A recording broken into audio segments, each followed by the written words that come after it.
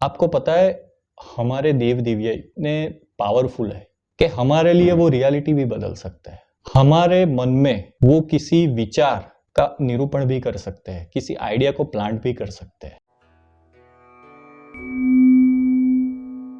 नमस्कार, जय सियाराम, जय भोलेनाथ मित्रों। आत्मा टॉक्स के दूसरे एपिसोड में आपका स्वागत है। आज हम बात करेंगे देवों की लीला और देवों का रूप क्या है और उनका सुमिरन करने से या स्मरण करने से, चिंतन करने से क्या लाभ होते हैं। आप मुझे ये पूछिए क्या लाभ नहीं होते।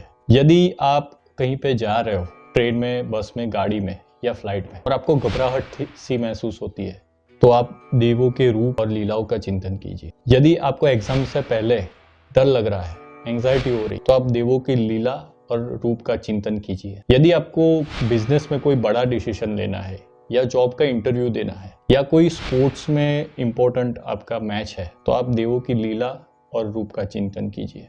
फिर देखिए मित्रों, हमारे वेद, पुराण, तंत्र में, संस्कृत में अनेकों श्लोक है, स्तोत्रम है। उसमें हमारे जो देव देविया है उनके रूप और लीलाओं का वर्णन मिलता है। जैसे कि संकट मोचन हनुमान अष्टक जो है, बाल समय रवि बख्शी लियो तब, तीनों लोक भयो अंधियारो, ताही सो त्रास भयो जग को, यह संकट काहू सो जात न टारो, देवन आनी करी बिनती तब, छाड़ी दियो रवि कष्ट निवार, कोन ही जानत है जग में कपि, संकट मोचन नाम त्यों, संकट मोचन नाम त्यों। संकट मोचन हनुमान अष्टक के 8 चौपाई में से ये पहली चौपाई, जिसमें हनुमान जी जो सूर्य को निगल गए थे अपनी बचपन की अवस्था में, उसका वर्णन है। ऐसे ही पूरे संकट मोचन हनुमान अष्टक में 8 अलग अलग महत्व के जो एपिसोड्स है रामायण के और हनुमान जी के जीवन के, उनकी लीलाओं के, वो दिए गए। सुंदरकांड क्या है?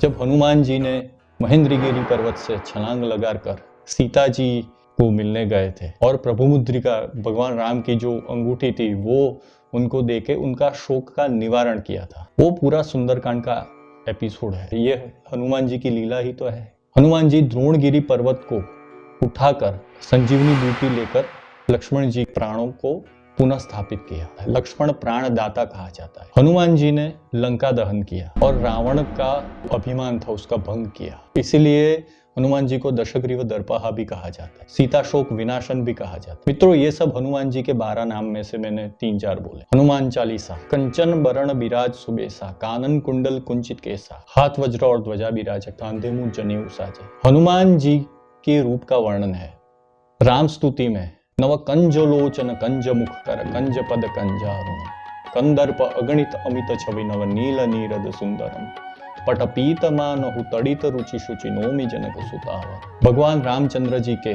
कमल रूपी नेत्र है, चरण है, मुख है, उसका वर्णन है। ऐसे ही श्री कृष्ण जी का वर्णन है, कई स्तोत्र आपको मिल जाएंगे। कृष्ण जी की लीला जो माखन चुराने की है, गोपियों के साथ रास की जो लीला है, ये सारी क्या है मित्रों? ये सारी ईश्वर की लीला है, उनके रूप का वर्णन है।